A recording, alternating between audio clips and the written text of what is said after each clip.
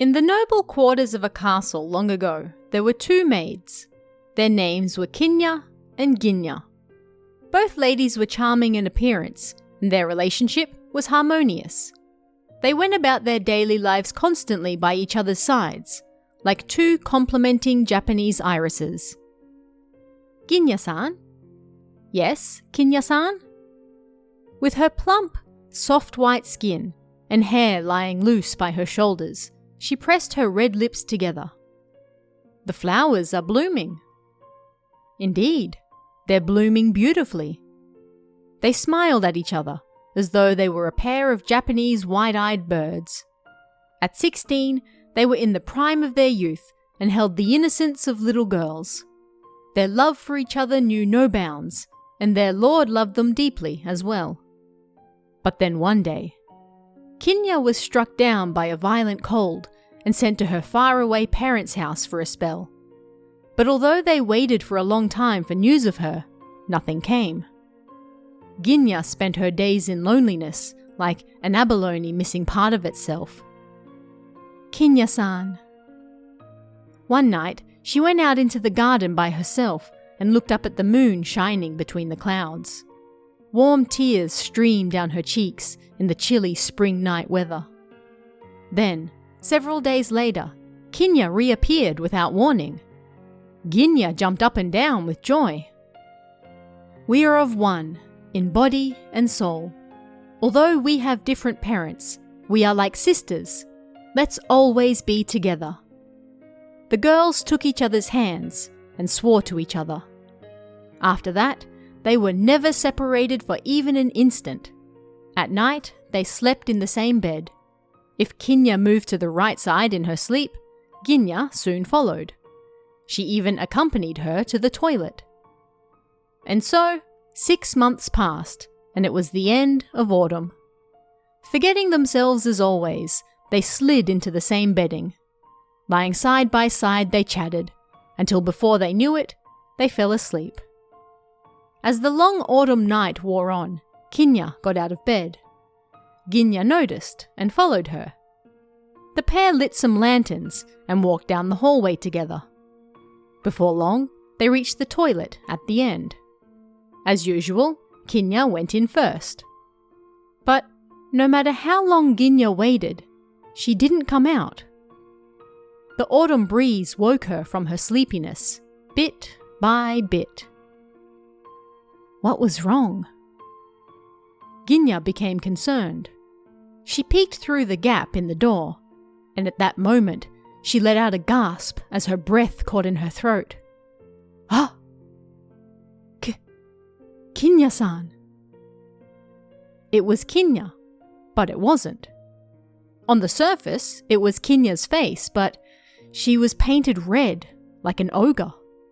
Her eyes stood wide open, and her teeth gnashed.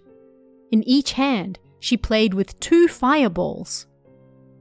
Ginya was unable to move. She stood still, frozen and trembling in fear.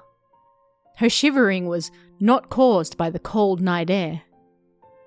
On the other side of the wooden door, Kinya was playing with 2 round lumps of fire, like beanbags.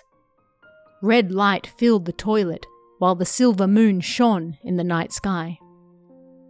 Ginya almost succumbed to her desire to flee, but inside was Kinya, her friend with whom she had lived most harmoniously until that point.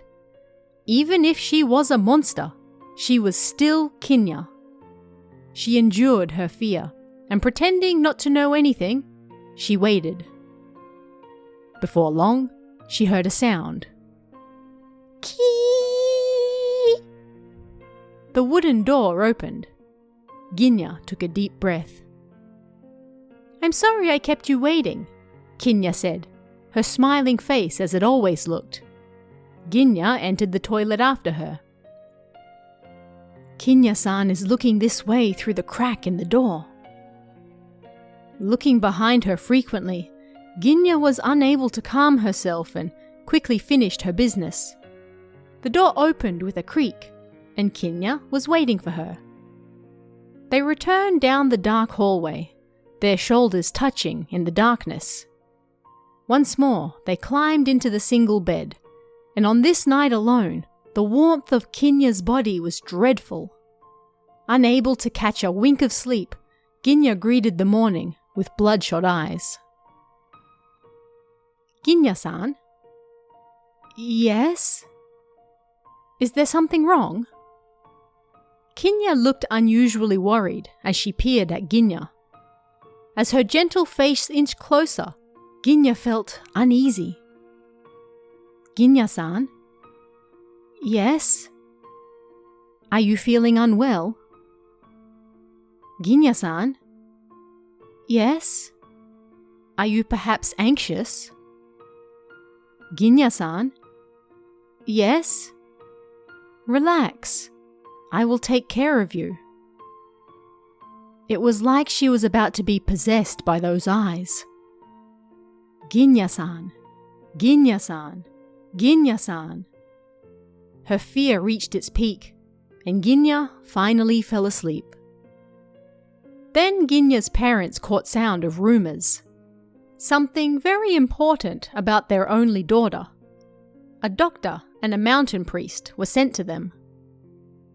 "She has been possessed by a spirit," the mountain priest from the castle informed them.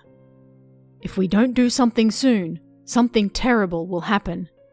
I'm telling you this for your own good. You must call her home immediately." Upon hearing this, her parents dispatched a litter right away. Ginya received permission from the Lord and returned home. The breeze will not reach you inside, yet the litter may sway on the road, so please take care.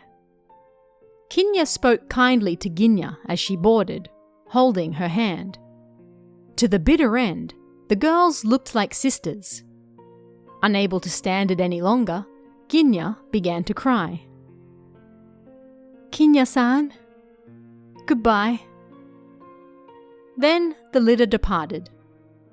As it departed the castle gates, Ginya's voice could be heard screaming out, as though she couldn't keep it in anymore. "She's a monster! Kinya is a monster! Ah!" It was the last thing she said. Her voice echoed like a vanishing spirit. "Is something wrong?" The attendants rolled up the hanging cloth and looked inside. What they saw left them speechless. Inside, Ginya was bent over in a bizarre shape. The skin was peeled back from her face, and they were unable to discern the position of her features. Her face was stained red with sprays of blood. Ginya's last words soon reached the Lord's ears, but Kinya was already gone. A messenger was dispatched to her parents, but an inconceivable reply returned. Shortly after she returned to us in the spring, Kinya left this world. It was then that the people finally realized that both girls had been possessed since long ago.